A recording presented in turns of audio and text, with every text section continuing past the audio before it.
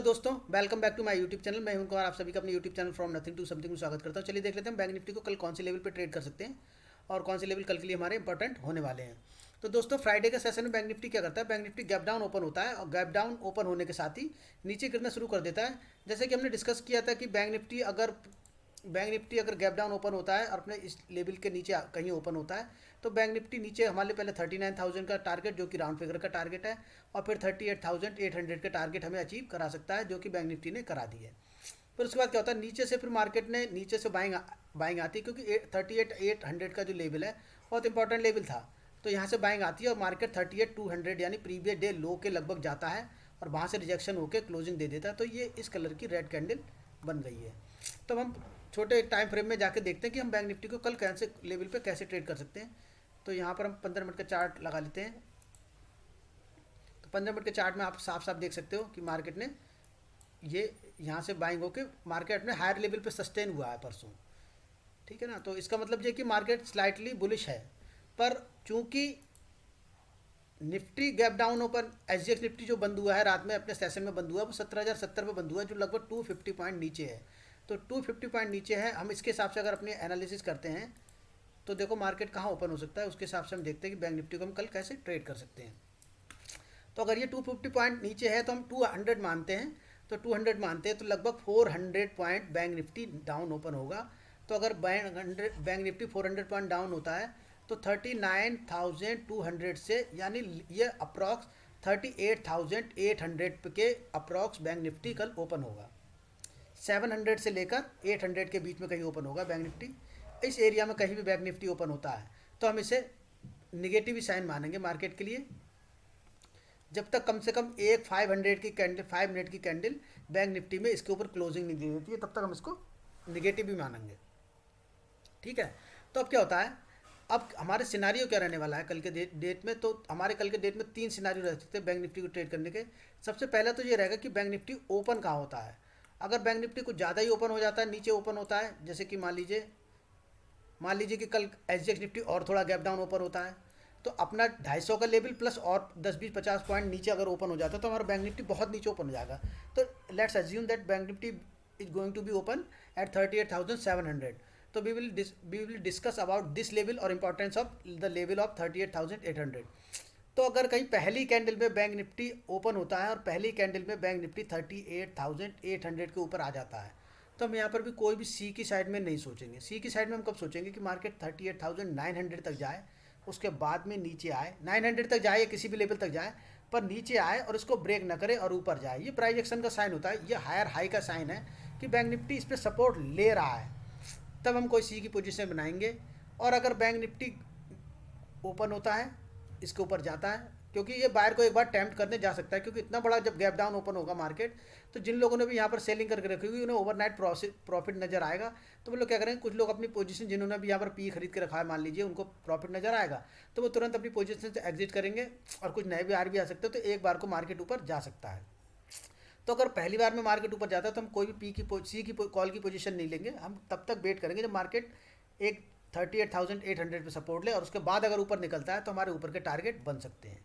ठीक। लेकिन अगर मार्केट गैप डाउन ओपन होता है और गैप डाउन ओपन होकर नीचे आता है तो हम यहाँ पर पी की पोजीशन बनाने के लिए तैयार रहेंगे, पर हमारा स्टॉप लॉस बड़ा होगा, क्योंकि अगर मार्केट इसके नीचे खुलता है और ऊपर की तरफ को नहीं जाता और कंटिन्यूसली डाउन आता है तो यहाँ पर आपको कोई स्टॉप लॉस नहीं मिलेगा। तो आपको जो स्टॉप लॉस होगा वो 38,800 के ही अप्रॉक्स का होगा, या फिर इसमें कोई स्विंग बनाए मार्केट और नीचे की तरफ को ब्रेक करे। 5 मिनट के टाइम फ्रेम में कोई स्विंग बनाए, जैसे छोटा स्विंग बना दे, जैसे ये यहाँ आया, ये ऊपर जाने की कोशिश करी, फिर मार्केट इसको ब्रेक करे, तो आप यहाँ पर एक बाइंग कर सकते हो और इसके ऊपर का आपका एसएल होगा और ये मार्केट ये वाली ट्रेड आपको नीचे तक ला सकती है। पहला टारगेट अगर 38,500 तक आपका पहला टारगेट हो सकता है, और उसके बाद निकलेगा तो मार्केट के लिए अगला टारगेट होगा 38,400। यही मैक्सिमम कल के लिए टारगेट होंगे। पर आज एक न्यूज़ हुई है कि रशिया यूक्रेन की न्यूज़ है, वॉर की न्यूज़ आ रही, कोई न्यूज़ आ रही है इस समय मार्केट में फ्लोट हो रही है। तो अगर मार्केट उसको फॉलो करता है तो मार्केट कल और नीचे तक आ सकता है, लेकिन उसका इफेक्ट देखने को आपको तब मिलेगा जब मार्केट गैप डाउन ओपन होता है। उसके बाद में अगर एसजीएक्स निफ्टी कंटिन्यूसली डाउन आता रहता है गैप डाउन ओपन होने के बाद, तो आप समझ लेना कि वो न्यूज़ का इफेक्ट है। तो हो सकता है पॉसिबिलिटी कि अपने मार्केट और नीचे डाउन हो और काफ़ी नीचे तक आ जाए, तो आपके जो अगले टारगेट हो जाएंगे वो 38,000 तक के टारगेट हो सकते हैं, यानी मार्केट कल 1200 पॉइंट का फॉल भी हो सकता है, लेकिन वो फॉल तभी होगा जब मार्केट खुलने के बाद अगर मार्केट को नीचे गिरना होगा तो क्या करेगा, मार्केट पहला बड़ा मूव ले लेगा नीचे को, तो मार्केट ऊपर नहीं जाएगा। जो मैंने आपको ये वाला सिनारी बताया, अगर मार्केट को कल बहुत बड़ा मूव नीचे की तरफ को लेना है तो गैप डाउन के बाद पहले मार्केट नीचे आएगा, उसके बाद में भले ही ऊपर जाए, उसके बाद में नीचे आएगा। लेकिन अगर मार्केट को इन्हीं लेवलों को रिस्पेक्ट करना है इनको, तो मार्केट आपको कभी नीचे जाता हुआ नहीं दिखाई देगा। मैं आपको एक बहुत बड़े काम की बात बताता हूँ। अगर जिस भी दिन मार्केट को नीचे जाना होता है, यानी उसको लगभग 1000 पॉइंट डाउन जाना होता है या 1200 पॉइंट डाउन होता था, तो ओपन होने के बाद कभी मार्केट ऊपर नहीं जाता है, ओपन होने के बाद ऊपर नहीं जाता है, उसके बाद में नीचे गिरता है, ऐसा मार्केट कभी नहीं करेगा। मार्केट क्या करता है, पहले नीचे गिर जाता है, उसके बाद में धीरे धीरे धीरे धीरे ऊपर जाता है, फिर किसी लेवल से रिजेक्शन लेता है, या नीचे या ओपन होने के साथ नीचे जाता है, फिर किसी लेवल पे कंसोलिडेशन करता है, फिर उस रेंज बनाता है, फिर उसको ब्रेक करता है। ये दो चीज़ें हैं जब मार्केट को बहुत नीचे या इसी सिनारियो से ऊपर जाना होता है। क्योंकि इन दोनों कंडीशन में क्या होता है, क्योंकि इन दोनों कंडीशन में क्या होता है, अगर मार्केट थोड़ा थोड़ा बढ़ेगा, ऊपर बढ़ेगा, तो यहाँ पर बाहर आएंगे, तो क्योंकि मार्केट हमेशा स्टॉप लॉस पे वर्क करता है, जब इनका स्टॉप लॉस हिट होगा तभी मार्केट और नीचे आ जाएगा। यहाँ मार्केट ने रेंज बनाई, तो यहाँ सी और पी दोनों खरीदने वाले लोग हैं, यानी सेलर और बायर दोनों है, जिनका स्टॉप लॉस होगा, तो मार्केट पहला मूव नीचे की साइड को ले चुका होता है, तो मार्केट अगला मूव भी ज़्यादातर नीचे की साइड को ही लेगा कल के दिन में। तो उस कंडीशन में आपको क्या देखना है, अगर मार्केट में पहला सिनारियो ये बन जाता है, तो मोस्ट ऑफ द चांसेस ये कि मार्केट कल ज़्यादा नहीं गिरेगा, ज़्यादा गिरेगा सॉरी। और अगर मार्केट ओपन होता है और थोड़ा सा ऊपर को जाता है, उसके बाद में नीचे आता है, और फिर अपने जहाँ से ओपन हुआ था उसके पड़ोस में लेके कहीं सपोर्ट लेता है, जैसे ये है, मार्केट यहाँ गिर गया। अब मार्केट को यहाँ पर अगर बहुत नीचे आना था, तो मार्केट को क्या करना था, यहीं पर, यहाँ से ऊपर इतना ऊपर नहीं जाता मार्केट कि आधा रास्ता तय कर देता। मार्केट क्या करता है, यहीं पर ऐसे कंसोलिडेशन करने लगता। ये वाला कंसोलिडेशन है जो अगर यहाँ पर आया होता, इसके बाद, तो इसके बाद जो कैंडल यहाँ बनी है, जो इसने यहाँ पर सपोर्ट लिए, यहाँ से यहाँ तक, ये सपोर्ट अगर यहाँ पर कंसोलिडेशन होता तो मार्केट यहाँ तक आ जाता। और जब मार्केट इस लेवल को ब्रेक कर जाता 38,800 को, तो फिर ये 600 पे नहीं रुकता, ये कम से कम 400-500 पे जाकर रुकता, तो यही एक बहुत बड़ी रैली हो जाती। लेकिन मार्केट ने क्या करा, यहाँ से तुरंत रिफ्लेक्स ले लिया ऊपर को, और जब ऊपर चला गया तो मार्केट के पास ये भी सपोर्ट का लेवल, ये भी सपोर्ट का लेवल, फिर मार्केट बहुत देर तक इसी लेवल पे घूमता रहा, फिर इसने नीचे की तरफ को ब्रेक करा। तो जब मार्केट ने इतने ऊपर से, जब इतना टाइम मार्केट ने, बैंक निफ्टी ने इतना टाइम ऊपर की तरफ को काट दिया, तो इतना टाइम काटने के बाद बैंक निफ्टी को बहुत सारे फिर बायर नए मिल जाते हैं। ये मार्केट में टाइम की भी बहुत वैल्यू होती है कि आप सोचो कि अगर मार्केट पहले ये कंसोलिडेशन के बाद मार्केट इसी को नीचे की तरफ निकाल देता, तो आपको कल ही बैंक निफ्टी में बहुत बड़े टारगेट नीचे की साइड को देखने को मिल जाते। लेकिन मार्केट को जब गिरना नहीं होता, तो मार्केट क्या करता है, एक अच्छा खासा आप मूव ले लिया। अब यहाँ पर क्या है, यहाँ पर जो जितने लोगों ने भी यहाँ पर सेलिंग करके रखी होगी, नए सेलर, उनकी एकदम से हिम्मत नहीं पड़ेगी। लेकिन अगर यही वाला कंसोलिडेशन यहाँ हुआ होता और इसको नीचे की तरफ ब्रेक करा होता, तो ये लेवल यहाँ से, मान लीजिए यहाँ से 900 से 800 आया, तो यहाँ से यही 700 750 आ जाता। जब ये आ जाता तो ये वाली रैली नहीं होती।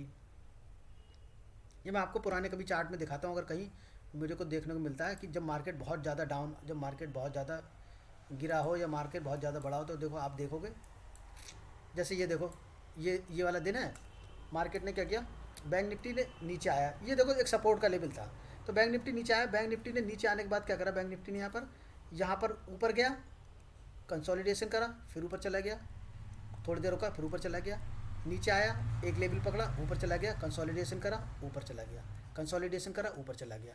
तो यहाँ क्या हुआ, बैंक निफ्टी ने ऐसा नहीं करा कि ऊपर गया, फिर उसके बाद में नीचे आ गया, फिर यहीं पर आ गया, फिर यहाँ से उठती बड़ी रैली ले ली, ऐसा कभी नहीं करता मार्केट। एक मूव तो दे सकता है बड़ा, यहाँ तक का भी दे सकता है वो, लेकिन अगर मार्केट को 1000-1200 पॉइंट, 700-800 पॉइंट ऊपर जाना होता है, तो मार्केट सिंपली क्या करता है, पहले मॉर्निंग में एक बड़ा राउंड ले लेता है, नीचे को गिर जाता है, उसके बाद में कंसोलिडेशन करता है, फिर नीचे आ जाता है, ये थोड़ा बहुत ऊपर जाता है, फिर नीचे आ जाता है। तो ये बैंक निफ्टी को, अगर ये वाला अपना सिनारियो बैंक निफ्टी कल फॉलो करते हुए दिखे, तो आप समझ जाना कि कल बैंक निफ्टी अच्छा खासा मूव दे सकता है, और उस पर न्यूज़ का इफेक्ट है। जैसे ये पूरे दिन मार्केट मान लीजिए गिरा है, तो इसमें क्या, मार्केट ऊपर गया, मार्केट ने एक रेजिस्टेंस ली, उसके बाद में नीचे गिरा। लेकिन जब मार्केट को बहुत बड़ा डाउन मूव देना होता है, जैसे ये वाला मूव दिखाता हूँ, ये मार्केट ने क्या करा, यहाँ तो मार्केट कल बहुत ही ज़्यादा गिर गया था, उसके बाद में कंसोलिडेशन करता रहा, कंसोलिडेशन करता रहा, कंसोलिडेशन करता रहा, क्योंकि ये शुरुआत में ही बहुत गिर गया था। यहाँ से डे का अगर ये लेवल देखो, 40,600 से लेकर यहीं पर आ गया था 39,800 तक, यानी 800-900 पॉइंट, तो 900 से पॉइंट तक तो मार्केट यहीं पर गिर गया था। वरना मार्केट ज़्यादातर ऐसा ही करता है, जब मार्केट को गिरना होता है, मार्केट को बढ़ना होता है, तो मार्केट एक पहला मूव बहुत अच्छा ले लेता है। तो आपको जब शुरुआत में ही कल को पहला मूव अच्छा मिल जाए, तो आप ये मान के चलना कि मार्केट कल को आपको एक सेकंड मूव भी बढ़िया दे सकता है। अब ऊपर साइड की बात कर रहे हैं, तो ऊपर साइड की बात तो तब तक नहीं होगी जब तक बैंक निफ्टी 38,800 के ऊपर निकलता नहीं है। इसके बीच में आप कहीं को ये हो सकता है कि यहाँ से आ जाए तो थोड़ी बहुत आपको ऊपर ले जाए, 400 पे आ जाए या 500 पे आ जाए तो थोड़ा बहुत ऊपर ले जाए, लेकिन इसको आप एज ए निगेटिव ही मानिएगा। जब तक 38,800 को मार्केट क्रॉस नहीं करता है, आपकी कोई बाइंग साइड की ट्रेड तो एग्जीक्यूट नहीं होनी चाहिए। भले ही सेलिंग साइड का आपको सेटअप मिल रहा हो या ना मिल रहा हो, बाइंग साइड के लिए आपको वेट ही करना पड़ेगा जब तक 38,800 के ऊपर मार्केट जाता नहीं है। उसके नीचे ही मार्केट, तो हमारा सिंपली हमारा पहला टारगेट होगा 38,500 से 400 के बीच में, और उसको ब्रेक करता है मार्केट 38,000 तक कल हमारे लिए डाउनफॉल दिखा सकता है। तो ये हमारी आज की एनालिसिस थी। वीडियो अगर दोस्तों आपको पसंद आया हो तो वीडियो को लाइक करना